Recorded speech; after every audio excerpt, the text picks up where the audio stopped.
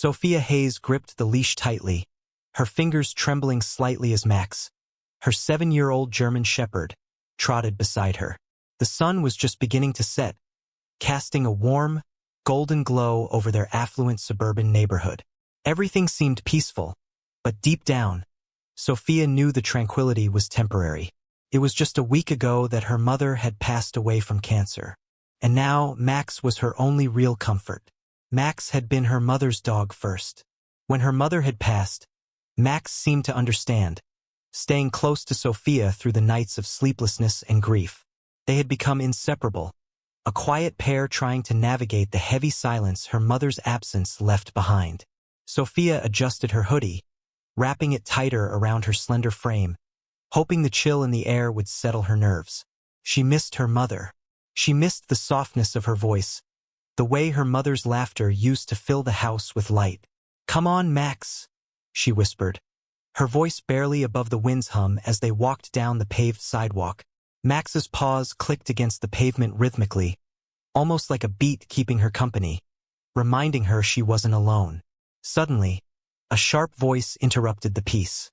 "Hey, you!" The voice was gruff, coming from behind. Sophia spun around, startled, as 2 police officers, Officer Miller and Officer Calloway, stepped onto the sidewalk, blocking her path. The officers were in their mid-30s, both of them wearing serious expressions. They stood there for a moment, eyeing her and Max. "What's the matter?" Sophia asked, trying to keep her voice calm. Officer Miller, a tall man with a stern look, eyed Max with suspicion. "That dog looks like trouble. Keep him on a leash." Max was already on the leash. Sophia took a step forward, trying to move around them. "He's just a dog. He's fine. Just keep him calm," Officer Calloway, the shorter of the two, added, his hand resting on the grip of his gun. "We don't take chances with dogs like that." Sophia felt her heart race. There was something about the way they were looking at Max that made her uneasy. Max, normally a calm and well-behaved dog, stopped walking and stood still beside her. His ears perked up, sensing something was off. "Max," Sophia whispered, gently tugging at the leash, but Max didn't move. He was watching the officers closely, his posture alert but not aggressive. "Get that dog moving," Officer Miller barked, taking a step closer. Sophia's breath caught in her throat. "He's not doing anything wrong. Max is a service dog." "A service dog?" Officer Calloway scoffed. "Doesn't look like it. He looks like he's about to attack." Sophia took a small step back, clutching the leash tighter, her fingers now white from the grip. "He's not aggressive," she said, her voice shaking with a mix of fear and frustration. "Please, just leave us alone." But Officer Miller didn't listen. He took another step toward them, his hand tightening around his baton. "Get him under control," he demanded. His voice was harsh, dismissive. Max growled softly, his body tense. It wasn't a threatening growl, but a warning, a response to the officer's encroaching hostility.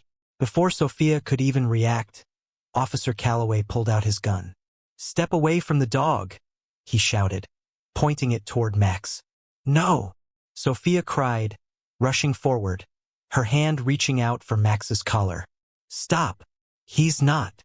The gunshot rang out. The sound echoed through the neighborhood, sharp and terrifying. Sophia froze, her hand still outstretched toward Max, who had collapsed to the ground, his body twitching slightly before going still. She let out a scream, a sound that filled the air with a horrible, unimaginable sorrow. "No! Max!" Sophia cried, her knees buckling as she dropped to the pavement beside him. She cradled his head in her lap, desperate tears streaming down her face. "No, please, Max. Please wake up. Please, don't leave me." The officer stood there, motionless, as she wailed. Officer Calloway's gun was still in his hand, but his eyes were downcast, his expression unreadable. Officer Miller was staring at Max's lifeless body, as if trying to justify the action that had just unfolded. Sophia felt like the world had stopped moving. Her breath hitched in her chest, and for a moment, she couldn't breathe, couldn't think. She looked down at Max, his eyes wide open but unblinking, his body cold. "He didn't do anything," she whispered, her voice trembling. "Why did you shoot him?" Officer Miller didn't answer. He simply glanced at Officer Calloway, who was already holstering his gun. "We'll file a report," Miller said indifferently. The dog was a threat. A threat. Sophia choked out, her voice rising in anger. He wasn't a threat. He was just standing there. But it didn't matter. The officers turned away without a second glance, leaving Sophia on the ground, clutching her dead dog in her arms. Sophia sat in the sterile waiting room of the police station hours later, the weight of what had happened still hanging heavy on her. Her father, Michael Hayes, had rushed to the scene, his face twisted in disbelief when he saw the lifeless body of Max, his daughter kneeling beside him. "Dad, they killed him," Sophia said, her voice hollow as she looked up at her father. Her eyes were red from crying, and her hands shook as she held a stuffed animal Max had once carried around. Michael crouched beside her, placing a gentle hand on her shoulder. "I know, sweetheart. I know." He paused, swallowing the lump in his throat. "I'm so sorry." They had gone through the motions, taking Sophia's statement, the police assuring them that everything would be handled fairly. But Michael saw through the lies. He could already tell that the officers would be cleared of any wrongdoing. It was a common practice, an ugly truth he had seen too many times. "Dad," Sophia whispered again, her voice barely audible. "Why?" Michael pulled his daughter close, holding her tightly, his anger boiling just beneath the surface. "Because the system failed us, Sophia. They won't admit it, but we'll make them." Michael sat alone in the living room, his mind racing. He couldn't let this go. Not when Sophia had suffered so much. Not when Max had been taken from her in such a senseless manner. As a Delta Force commander, Michael had seen horrors, had done things that weighed heavily on his conscience. But this was personal. He grabbed his phone, his fingers moving over the screen as he set the wheels in motion. He had friends in high places, and he wasn't afraid to use his connections to find out the truth. His military background, his tactical training had always been about solving problems. Now, the problem was clear: those two officers needed to be held accountable. And if the system wasn't going to do it, Michael Hayes would. The silence in Michael Hayes' home was unbearable. After the incident, Sophia had barely spoken, retreating into herself, while Michael was consumed with thoughts of vengeance and justice. It wasn't just about Max anymore. It was about making sure his daughter could find peace again. But to do that, he needed answers. And that meant digging deeper than anyone had dared before. Michael sat at his kitchen table, the dim light of the lamp casting long shadows across his face.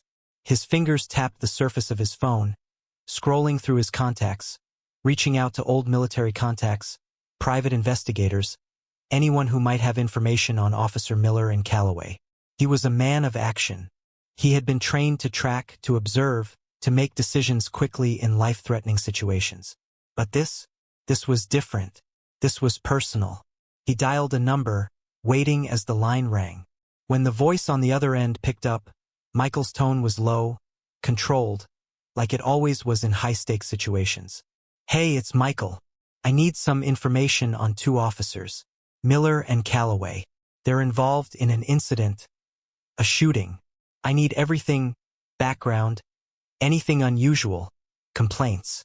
The voice on the other end responded, "I'll see what I can dig up. It'll take a couple of days. I'll send you everything I find." Michael nodded, though the person on the other end couldn't see him. He ended the call and leaned back in his chair, exhaling slowly. Time was something he didn't have a lot of, and with each passing hour, Sophia's pain seemed to grow more unbearable. The next morning, Michael found Sophia sitting at the window, her arms crossed over her chest. She was staring out at the neighborhood, but her focus was far away, lost in a place where only pain seemed to exist. Michael stood at the doorway, watching his daughter with a heavy heart. She hadn't spoken much since the incident, only nodding or shaking her head when he asked her questions. "Hey, kid," he said softly, his voice breaking the silence. "You want some breakfast?" Sophia shook her head but didn't look at him. I'm not hungry. Michael took a deep breath and moved toward her. Sophia, listen to me. I know you're hurting, but you can't keep this inside. You need to talk. I'm here, and I'm not going anywhere. Her eyes flickered to him just for a moment, but then they dropped back to the ground. She bit her lip, a tear slipping down her cheek. I miss Max, she whispered, her voice barely audible. I don't want to be alone. Michael crouched down beside her, his hand resting gently on her shoulder. You're not alone, Sophia. You never will be. Sophia swallowed hard, her body shaking with quiet sobs. Why did they have to shoot him, Dad? Max never hurt anyone. He was just trying to protect me. Michael clenched his fists, his own anger simmering beneath the surface. He wanted to scream, to demand answers, but he knew that wouldn't help Sophia. He had to stay strong for her, even if it meant facing the darkest parts of himself. I know, sweetie, he said, his voice thick with emotion. I promise you we will make sure they pay for what they did. Max didn't deserve this, and neither do you. 2 days later, Michael received a message. It was from the contact he'd called, and it contained everything he needed to begin his investigation into the 2 officers. He sat down at the kitchen table, scanning through the files. Officer Miller's record was filled with complaints about excessive use of force and racial profiling. There were incidents where he had been accused of brutality, but somehow each complaint had been dismissed or swept under the rug. Officer Calloway's record was just as troubling. No complaints filed, but an unsettling pattern of behavior that Michael couldn't ignore. Interesting, Michael muttered, leaning closer to the screen. It's all here. He stood up, pacing the room as he mulled over his next steps. He knew that this wasn't just about getting justice for Max anymore. This was about exposing the corruption and abuse that had been going on unchecked, and making sure it never happened again. That's when he remembered Officer Parker. He had witnessed the shooting, and Michael knew there was a chance that Parker might be willing to talk. Michael had no doubt that the officer was feeling guilty. He had seen that look in Parker's eyes on the day of the shooting, a look that said he knew it was wrong. That night, Michael arranged to meet Officer Parker. They agreed to meet at a quiet diner on the edge of town. Michael didn't trust many people anymore, but he had learned over the years how to read people, and he had an instinct that Parker wasn't entirely corrupt, at least not yet. The man was conflicted, and Michael knew that was his opening. The diner was nearly empty when Michael arrived, the fluorescent lights humming overhead. He slid into a booth at the back, his eyes scanning the room before they landed on Officer Parker. Parker was sitting alone, looking around nervously before he spotted Michael. Parker was a tall, broad-shouldered man in his late 30s, his face weary but resolute. He looked around one last time before sliding into the seat across from Michael. Thanks for meeting me, Michael said, his voice low. Parker nodded, glancing over his shoulder. I don't know if this is a good idea, Hayes. I could lose everything for this. I know, but you saw what happened that day. You know it wasn't right. Parker hesitated, looking down at his coffee before meeting Michael's eyes. You're right. I should have said something, done something, but they told me to keep my mouth shut. Said it was self-defense. That Max had attacked. Michael leaned in. You know that's a lie. Parker nodded slowly, his face full of guilt. I saw it. I know it was wrong. I can't live with it anymore. Michael's heart raced. This was the moment he had been waiting for. He had the witness, and now he just needed the proof. I need you to help me, Parker, Michael said quietly. I need the truth. I need everything you have, every scrap of evidence. You give me that, and I'll make sure the right people hear it. But I need your help. Parker's hand shook as he set down his coffee cup. All right, I'll help you, but you have to promise me something. If this goes south, I'm not alone in this. I can't take the heat for all of this. Michael nodded. You won't be alone. I'll make sure of it. Parker slid a small flash drive across the table, his eyes darting around nervously. Everything's on there. The body cam footage. The statement I wrote. It's all on there. Michael picked up the drive, his fingers gripping it tightly. Thank you, he said, his voice barely above a whisper. You've done the right thing. Later that night, Michael returned home, his mind racing as he plugged the flash drive into his computer. He watched the footage. Grainy, shaky, but enough to show the truth. Max had been calm, his tail wagging before the officers suddenly shot him without cause. Sophia was sitting on the couch, staring at her phone when Michael walked in. She looked up, her eyes dull with the weight of the past few days. "Dad, did you find something?" she asked softly. Michael looked at his daughter, his heart aching for her. He didn't want to involve her in this, didn't want to drag her deeper into the darkness he was navigating. But he knew she deserved the truth. "I found something, Sophia," he said, sitting beside her. "I'm going to make sure they pay for what they did. I promise." Sophia looked at him for a moment, her eyes wide with hope. "You're going to stop them?" Michael's jaw tightened, and he nodded. "I'm going to make sure they never hurt anyone again." Michael Hayes couldn't shake the feeling that everything he was doing was edging closer to something irreversible. Each step he took in gathering evidence, every conversation he had, was building towards a confrontation he wasn't sure he was ready for. But that wasn't something he could afford to dwell on. Not when his daughter, Sophia, was depending on him. The footage from Officer Parker's body cam was damning.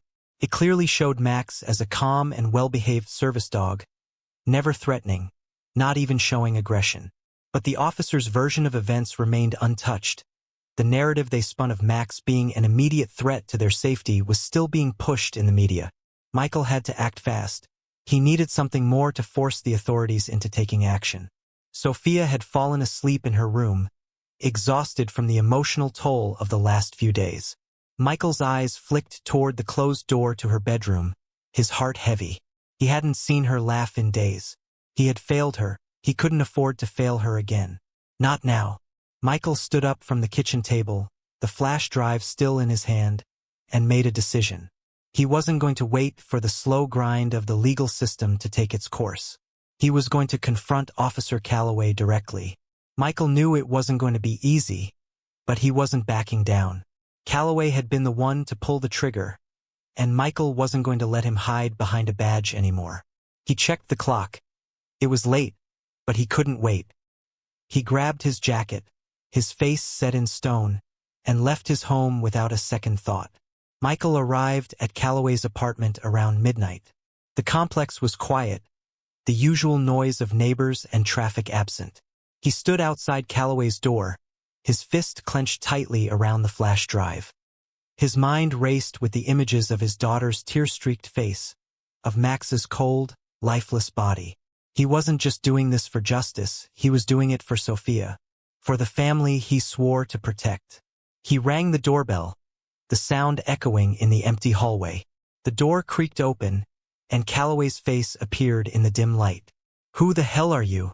Calloway's voice was thick with sleep, his eyes squinting as he tried to make out Michael's figure. Michael didn't waste time with pleasantries. "You know who I am," he said, his voice low and firm. "I'm here about Max." Calloway's face shifted from confusion to recognition, and then to defensiveness. "You need to leave now." Michael didn't move. "You killed my daughter's dog. Don't play dumb. I know what happened that day." Calloway hesitated, his eyes flicking nervously behind him, as if looking for an escape route. He took a step back, but Michael moved forward, blocking his path. "I don't know what you think you're doing," Calloway muttered, his voice cracking with the tension. "But you need to get out of here before things get worse for you." Michael leaned in closer, his voice barely a whisper but laced with venom. "I'm not here to argue. I'm here to make sure you're held accountable for what you did to my daughter. What you did to Max." Calloway shifted uncomfortably, his gaze darting from Michael's face to the door behind him. "You don't know anything about what happened." "I know everything," Michael growled. "You shot him for no reason, and now you're going to pay for it." Calloway swallowed hard, taking a step back. "I don't know what you think you're going to do, Hayes, but You're going to face justice," Michael interrupted. "I have the footage, the real footage, the one that proves your story was a lie." Calloway's face went pale, his eyes widening. "You can't." "I already did." Michael cut in, his tone unwavering. And now you're going to talk. You're going to tell me everything about what happened that day. Or I'm making sure everyone knows exactly who you are. Calloway's face twisted with anger. You're out of your mind. You think you can just show up here and intimidate me? I've got more power than you think. Michael's voice dropped to a dangerous level. The only thing you have, Calloway, is a badge. But that doesn't protect you anymore. It's over. A tense silence followed, and for a moment, it felt like the entire world stood still. Then, something shifted in Calloway's eyes. Hesitation, guilt, fear. The bravado slipped, replaced by something far more vulnerable. I didn't want to do it, Calloway whispered, almost to himself. I didn't want to shoot him. Then why did you? Michael demanded. Calloway's shoulders slumped. He looked away, unable to meet Michael's gaze. Because Miller said to. He said the dog was dangerous. And the department, we couldn't afford another bad call. Michael's heart pounded in his chest. He had known this was more than just Calloway's personal decision. There was a larger network of corruption and fear at play. So you shot him because you were told to? Michael's voice was laced with disgust. You took my daughter's dog because someone told you to? I didn't know what to do, Calloway muttered, his voice trembling now. Miller's got connections. He said we couldn't let this get out. Michael's jaw clenched. He took a step back, his mind calculating. I'm not going to let you get away with this. Please, Calloway begged, his voice breaking. I'll testify. I'll help you. Just don't make this worse for me. Michael's gaze was cold. If you don't help me, if you don't do what's right, I'll make sure everyone knows who you really are. I won't stop until the truth comes out. Calloway nodded slowly, his eyes wide with fear. I'll talk. I'll give you everything. But you have to promise me. I'll promise nothing, Michael snapped, except that I will make sure you do the right thing. Michael turned, ready to leave, but Calloway's voice stopped him. Wait, Calloway called out. You don't understand. Miller has more pull than you think. He's got a way of covering things up. Michael's mind raced as he walked toward the door, stepping out into the cold night air. There was something much bigger going on than just a botched shooting. The corruption in the system was deeper than he had imagined. But it didn't matter. He had the evidence now, and he was going to make sure the truth came out no matter what it took.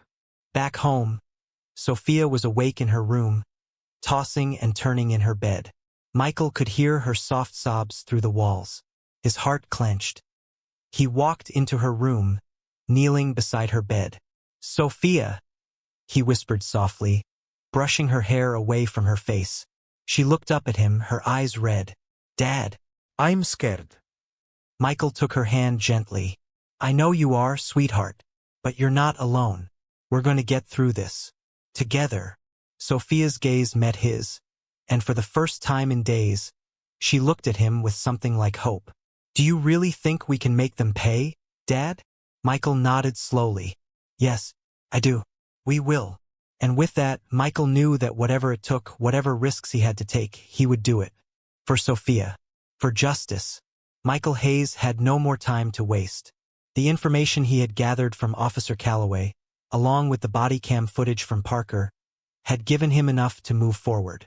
But he knew that confronting the system, an institution as ingrained in corruption as the police force, wasn't going to be easy. He had to do more than just expose the officers. He had to bring down the walls of impunity that protected people like Miller and Calloway.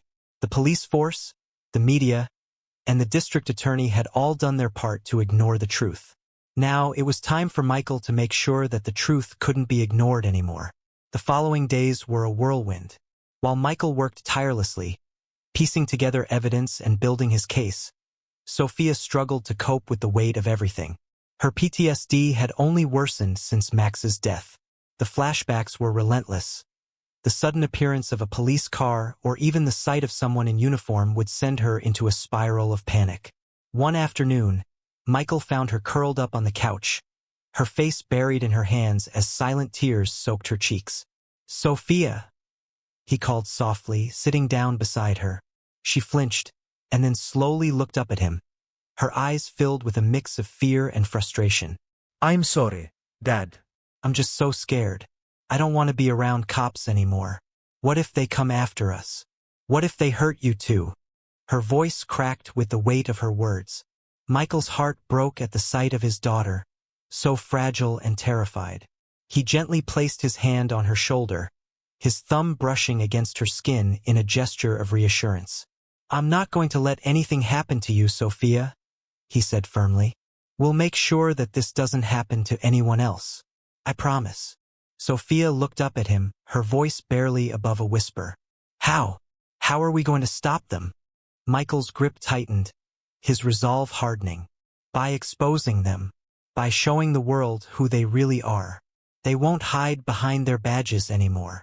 With the evidence now in his hands, Parker's testimony, the body cam footage, and Calloway's reluctant confession, Michael was ready to move. His first step was to contact a journalist who had been known for his investigative work in exposing police misconduct. Michael knew that if he could get the media involved, the pressure on the police would be too great to ignore. He met the journalist, Brian Carter, at a local bar late one night. Carter was a man in his 40s, sharp-eyed and relentless in his pursuit of the truth. As soon as Michael sat down at the table, Carter wasted no time. You've got something for me, Hayes? Carter asked, his voice low and steady. Michael slid the flash drive across the table. Everything you need to expose Miller and Calloway. The footage. The statements. Everything. Carter leaned forward, his curiosity piqued. This better be good. If this gets out, it's going to make waves. I don't want waves, Michael replied, his voice tense. I want justice. Carter glanced at the flash drive, then back at Michael. I'll make sure it's done right, but we'll need to act fast. The longer this sits, the more likely they'll cover it up. Michael's eyes narrowed. I don't care what it takes. Get it out. The journalist nodded. Consider it done. The next few days were a blur of action. Carter worked quickly, releasing the footage and the accompanying report to his news outlet. The media caught fire with the story. The footage of Max's death, the conflicting reports from the officers, and the damning testimony from Officer Parker were enough to get the public's attention. Within hours, the story was spreading across social media, the news, and talk shows. People were outraged. Michael knew this was only the beginning. The media could shine a light on the problem, but it was still up to the public and the legal system to ensure that something changed. As the pressure mounted on the police department, Michael received word that the district attorney was considering reopening the case. The city's mayor issued a statement calling for an investigation into the officer's actions. Michael allowed himself a brief moment of hope, but he knew this wasn't over yet. He had seen too many cases where the system had failed. He couldn't afford to get complacent. One evening, just as Michael was preparing for a meeting with Carter to discuss the next steps, he received an unexpected phone call. Mr. Hayes, the voice on the other end said, this is Chief Davidson. I want to speak with you about your accusations. Michael's eyes narrowed, his instincts kicking into gear. He had expected something like this. The police weren't going to let him expose their corruption without fighting back. What do you want to talk about? Michael's voice was calm, but there was an edge to it. We're calling for a meeting. We want to clear up the situation before it gets any worse, Davidson said, his tone authoritative but not aggressive. Michael knew this was their way of trying to control the narrative. But he wasn't afraid. I'll meet with you, but understand this. I won't stop until the truth comes out. You can't hide behind your badges any longer. The line went silent for a moment before Davidson spoke again, his voice colder. You'll regret this, Hayes. You don't know who you're messing with. Michael stood tall, a slight smirk crossing his face. I know exactly who I'm messing with. The meeting was set for the following day at the police headquarters. The next day, Michael arrived at the police station early. He wasn't sure what to expect, but he had a feeling the officers would try to intimidate him. He wasn't there to negotiate or back down. He was there to force the system to admit its failure. He walked into the conference room, where Chief Davidson, Officer Miller, and Officer Calloway were already seated. Miller and Calloway were stone-faced, their expressions unreadable. Davidson looked at Michael with disdain but said nothing. "You wanted to talk," Michael said, his voice unwavering as he took a seat at the table. "So let's talk." Davidson folded his arms, his posture stiff. "I don't know what you think you're going to accomplish, Hayes. You're stirring up trouble that doesn't need to be stirred." "Trouble?" Michael leaned forward, his eyes locking with the chief's. "You think what happened to my daughter and Max was trouble? No, this is justice, and it's coming whether you like it or not." Davidson shifted in his seat, his fingers tapping the table. "You have no idea what you're up against. These men have been serving this city for years. You think your petty claims can bring them down?" Michael's gaze hardened. "You're wrong. It's not about their service. It's about their crimes." He placed the flash drive on the table, the evidence now irrefutable. "This is the truth, and you will be held accountable." Davidson's face reddened, but he didn't move. Calloway shifted uncomfortably, clearly nervous. "We can end this here," Michael continued. "You can walk away, and I'll make sure everyone knows that you were part of this, part of the cover-up. Or you can admit what happened, and we can begin to fix this." There was a long, tense silence before Davidson finally spoke, his voice quieter, more resigned. "You don't understand how deep this goes." Michael's expression didn't falter. "I understand enough." The clock was ticking. Michael Hayes knew that the final confrontation was just around the corner. He had forced the truth into the light, but the hardest part was yet to come, holding the corrupt officers accountable. The next few days would be critical. The media had turned its spotlight on the case, and the pressure on the police department was mounting. But even with all the evidence, Michael knew it wasn't going to be easy. The system had failed too many people before, and it would take more than just a few headlines to make it right. The meeting with Chief Davidson, Officer Miller, and Officer Calloway hadn't gone as Michael had hoped. While the officers hadn't admitted guilt, Michael's direct challenge had shaken them.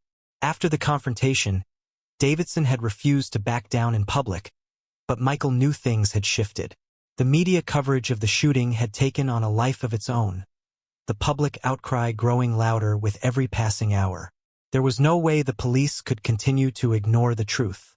In the days following, there were protests, rallies, and calls for justice. The city was filled with voices demanding accountability from the police, voices that Michael could no longer ignore. He had done everything he could to push for justice, but now it was up to the system. Up to the district attorney, the courts, and the public to make sure the officers faced the consequences of their actions. Michael watched the news coverage from his living room, his gaze hardening as the images of protests filled the screen. He was proud of what had been accomplished, but he couldn't let himself relax. Not yet. Not when there was still so much to be done. As the days passed, Sophia began to heal, slowly. The nightmares were still there, lurking just beneath the surface, but her fear of police officers began to fade.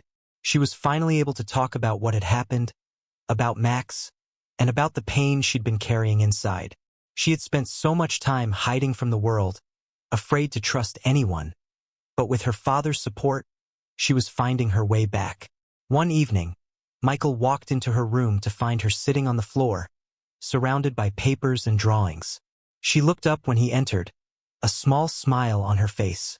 "I've been thinking about Max," she said softly, her voice steady, "and I want to do something to honor him. I don't want him to be just a memory.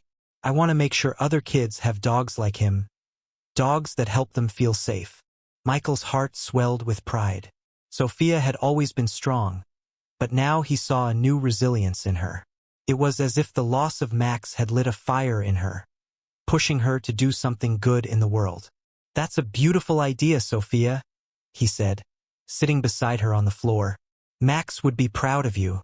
We'll figure it out together."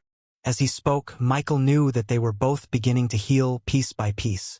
The journey ahead would be long, but they would face it together. As the weeks went on, the pressure on the police department continued to build. The district attorney, Elizabeth Crane, who had previously refused to pursue charges, began to reconsider in light of the mounting evidence and public outcry. The case was reopened. Miller and Calloway were put under internal investigation, and the pressure was building for a formal trial. The news outlets were relentless, reporting daily on the case, following every twist and turn. Michael was watching the legal proceedings closely, but he knew better than to trust the system. He had been around long enough to know that things could still be swept under the rug if they weren't careful.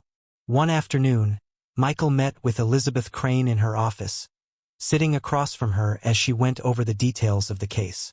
She looked exhausted, the weight of the public scrutiny clearly taking its toll. "I know what you're asking, Michael," she said, her voice measured. "But there's a lot of politics involved here. The police union is powerful, and the officers have supporters. The trial is going to be hard." "I'm not asking for favors," Michael said, his tone firm. "I'm asking for justice. These officers need to be held accountable for what they did to my daughter and to Max. The system can't protect them anymore." Elizabeth sighed, looking at the case file in front of her. "I know, and I'm doing everything I can to make sure this goes to trial. But you have to understand, the pressure is enormous. The city's reputation is on the line." Michael leaned forward, his voice low but intense. "My daughter's life is on the line. That's all that matters right now. Make them pay for what they did." Elizabeth met his gaze, her face hardening. "We'll do everything we can, Michael. You have my word." The trial began a month later, and the city watched in anticipation. The courtroom was packed with reporters, activists, and citizens who had been following the case from the beginning. Michael sat in the front row, his eyes focused on the officers in the defendant's box, Miller and Calloway, who had been charged with manslaughter in the death of Max. Sophia was beside him, her eyes wide, her hand clenched around her father's. It was her first time attending the trial, and Michael could feel her trembling beside him. He squeezed her hand, giving her the strength she needed to be there. The prosecution laid out their case. The evidence was overwhelming. The body cam footage from Officer Parker, along with his testimony, painted a clear picture. Max had been calm, never showing aggression. The officers' actions had been reckless, and their claims of self-defense were entirely false. The jury watched, their faces grim, as they heard the details of what had happened that day. It was clear the officers were guilty. As the trial went on, Michael's confidence grew.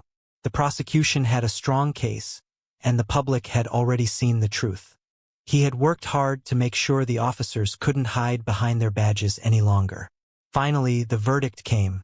The jury found both Miller and Calloway guilty of manslaughter, and the judge sentenced them to 15 years in prison.